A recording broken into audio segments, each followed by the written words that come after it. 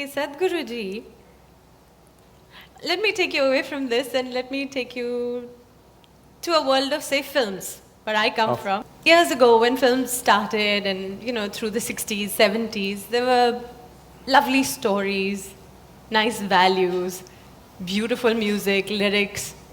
By the time I was the star in movies, some of our jhatka matkas might have shocked the previous generations and they must have said, what is all this? But it was still within limits. Whose limits? I mean, what's acceptable to society, whatever. I'll say, and then now, today, the complexion of films, the kind of films we see, it's little clothes, it's live-in relationships are, up there on screen for everybody to see, and nightclub culture. It sometimes worries me that my children are growing up now. This is what they're seeing. These are the kind of songs that they're listening to. The lyrics are about, From Janam Janam to expiry date songs. Yes. So this is what they're watching. This is what they think is cool. This is the hip and happening stuff. So with such a young nation growing up on this is the feed. This is what you see, this is what you hear. I'm just a little concerned as to what they will turn out to be. I'm sure your parents were concerned too. Okay, so I'm sure my parents were very concerned when I was growing up. So every parent has this concern, every generation has this concern that the next generation is going wrong, always. I understand what you're saying. This sudden change, if every generation likes to go one step beyond where the previous generation has stepped in, on almost everything, just for the sake of doing something different, or it's natural, they have grown up in one atmosphere, they take it to another level. They move to the next level. Yes. Next is not always next. That's what you're saying, right? Yes, it's not higher, it's someone else, It's just next. So, this concern is always there, but right now, the change that is happening is not the next. It is a serious influence because in the last 15 years, the world's ability to communicate across cultures and borders is so heavy and so unprecedented. Nobody has ever been used to this kind of influences before, okay, never before. This level of influence on our young people, never before possible, no other generation has ever experienced this kind of onslaught from so many directions, and the volume of influence is too big. So, in terms of changes that are happening, it is not next, it is simply somewhere and nobody knows where it is because it's too complex and too mixed. Nobody knows where it is, including the young people, it's just a mix of things. So this is because of a sudden onslaught of information and communication. It is not for us to judge whether it's good or bad, it is just that definitely this level of information. When I say information, it's like when we were growing up, I believe it was true for your generation also, we never knew what is boredom, okay? There was no such thing, we were just excited about everything that came our way.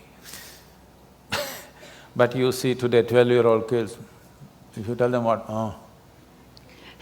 Yes. You see, they're just bored because they know the whole cosmos, they've seen it on their phone screen, not even on the computer screen. On the phone screen, they've seen entire cosmos, they know everything. Things that you do not know, they know, you ask them, they know it. Yes. By information. By the time they're 18, they have had 5 love affairs and gone. In the Western world, it's like that, here also it's beginning to happen, okay? So by the time they're 18, they've seen everything that you need to see with body, mind, emotion, okay? By the time they're 25, what? What next? What next? No. Yes. You will see, this is not my wish, but this is something that I see, the way people's minds are working, the way they're being laden with information. I'm not by any standards a pessimistic person, but I'm just seeing this. If this level of information continues and it'll multiply manifold for the coming generations, You should not be surprised in the next 50 to 100 years, if 50% of the human population choose to commit suicide, you should not be surprised, because that is what will happen to the mind. Somebody's clapping, look at this, it's popular. No, you've just touched a chord. That's… No, I I'm mean, saying, I think we realize today, something… this day, more people commit suicide in this world than all the wars and murders and accidents manage to kill. And if this level of information onslaught continues on human mind, I know the nature of mind absolutely, because I know my mind. I know how it works, what it can handle, what it cannot do. I know it clearly what human mind is. That's the reason why I don't have to read people's books or listen to their entire thing. If they say one sentence, I know what their mind is, because I know the structure of human mind entirely. Otherwise, I won't be who I am. So, I'm saying this, if this level of information onslaught continues at the same pace or at higher pace, which is possible in the next few years, this will definitely lead to wanting to terminate yourself, because there will be nothing to live for. There is no joy and excitement about anything. You look back at your own life. Those of you who are over 50 years of age, just look back at your own life. When you were 12, 15, was there any room for you to get bored about anything? Simply you were excited about every little thing, isn't it? Yes. Today you will see it's almost a common feature. 12, 15-year-old kids are just bored. Only thing is… Yes, they're all on iPads, iPhones, yes, they're on gadgets. Because we're talking about love and life, all this will not mean nothing. Because you had one love affair when you were 18 years of age, you thought this is your life and you're willing to die for it, whether you died for it or not, but at least at that time you thought you'll die for it, okay? Today on Facebook they have 22 love affairs going simultaneously. It just means nothing. I'm not saying they should have it or not have it, all I'm saying is, this will lead to a certain overload on the mind, and suddenly a human being will think, why am I here? You know that big Shakespearean question, to be or not to be? Yes. This is not the most intelligent question. Unfortunately, people think so. This is only because you have not been touched by life. You are not a piece of life, you're just a psychological case. You're full of thoughts and emotions. You have not touched life at all. You think your thoughts and emotions are life? No.